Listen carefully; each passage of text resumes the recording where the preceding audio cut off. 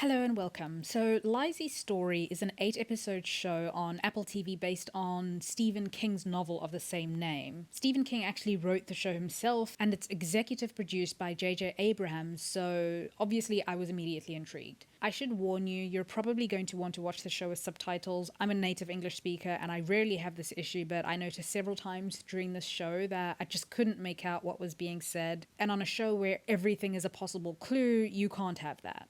Also, please feel free to subscribe if you enjoy this kind of content. This story follows Lisey, a widow who is still picking up the pieces after the death of her husband, Scott Langdon. Scott was a beloved author of mystery or mythical books, and he passed away around 2 years ago. We're not really sure how yet. I don't think. You see, we see flashbacks and memories of a library that Scott was involved in opening, and at that opening ceremony, as he's making his speech, a young man appears in the crowd with a gun, saying that Scott stole his mind and his stories, and he shoots Scott twice. We do see Lisey visit him in the hospital, though, where he's stable enough to talk to her, but just before that, as she walks towards his bed, she sees these watery footprints on the ground as though he'd been somewhere, which is strange for somebody who'd just been shot twice. So Lisey lives alone in this very big empty house, and as she's walking around one day, she has this flashback to the day of the shooting again, and we see that after the shooter shot Scott, she hit him in the face with a spade, and that spade is still in the house. She then gets a call from her sister Amanda, who appears to be struggling mentally, and when Lisey feels that Amanda might be self-harming again, she and her sister Darla rush over there. But before Lisey can leave, a man shows up to Lisey's house. His name is Professor Roger Dashmere,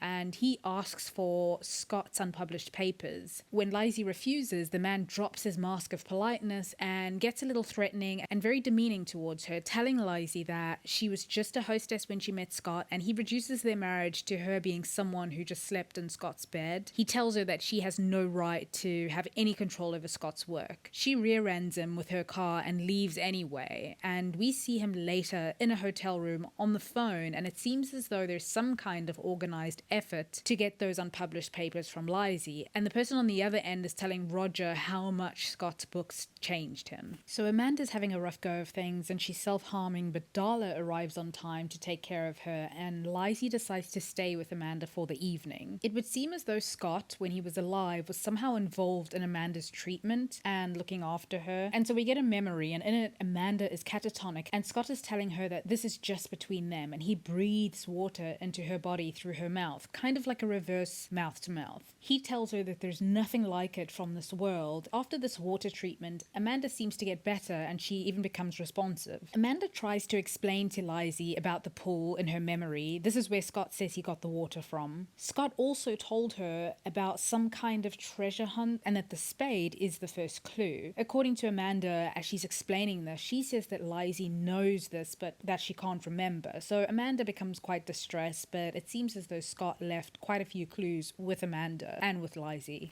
That evening, Lisey dreams about being in some kind of forest, and she sees Scott in her dream, only his face looks translucent with some light shining through. It's very alien-like, and the forest place is kind of like the Upside Down from Stranger Things. She also dreams about her and Scott on the beach looking on at their own wedding reception, and he tells Lisey that she needs to take care of Amanda and that all of the clues will get her to a prize, and then he's suddenly gone. He also says that something is coming, and she looks down and on the sand is written Mr. M.D. Bull. This is very similar to what she found written in her house among his things earlier in the episode. So this is an obvious clue, and one day while Lisey is home, she's singing a tune and she suddenly has this light bulb moment, and the lyrics lead her to a diary where she finds another clue. She calls the doctor whose number is in the diary, and he happens to know all about Amanda's condition, that she was self-harming and that she has semi-catatonia. The doctor tells Lisey that him and Scott had lunch years ago and that Scott told him about Amanda's condition and that he'd already arranged payment for her treatment. Eventually they do decide to take Amanda to a care facility. Then we have this scene in a library, and it's the same library that Scott was somehow involved in opening or funding. This young man named Jim is reading a book, and he tells the librarian that that was Scott's favorite book as a child, and he scares the librarian into putting the book into a special display case. He also appears to hate Lisey. He's clearly very unstable and obsessed with Scott. But, and later in the episode, he calls Lisey and tells her that she is going to give up those unpublished papers to Professor Dashmiel, and if she doesn't, he, meaning Jim, is going to assault her.